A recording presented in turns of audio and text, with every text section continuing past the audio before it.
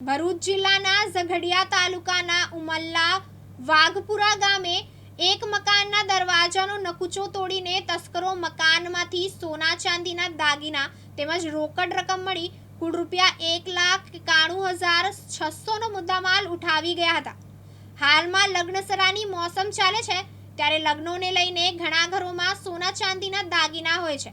ત્યારે ગતરોજ તારીખ 17મીના રોજ ઉમલ્લા વાઘપુરા ગામે ટેકરા ફળિયામાં રહેતા વિલાસબેન સતીશભાઈ તડવીના ઘરે લગ્ન પ્રસંગમાં કન્યાદાનમાં આવેલ સોના ચાંદીના દાગીના ઘરમાં તિજોરીમાં મૂકેલા હતા। રાત્રિ દરમિયાન ઘરમાં ચોરી થઈ હતી।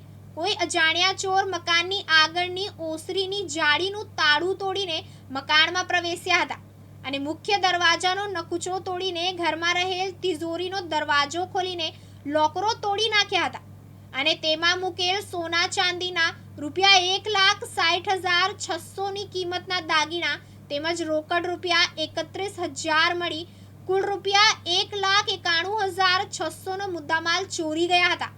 ઉમલ્લા પંથકમાં ફરી એકવાર રાત્રિ ચોરો સક્રિય બન્યા છે। આ અંગે મકાન માલિક વિલાસબેન તડવીએ ઉમલ્લા પોલીસ મથકમાં ચોરી અંગે ફરિયાદ લખાવી હતી। પોલીસ રાત્રિ પેટ્રોલિંગ સઘન બનાવે તેવી માંગ નગરજનોમાં ઉઠવા પામી છે।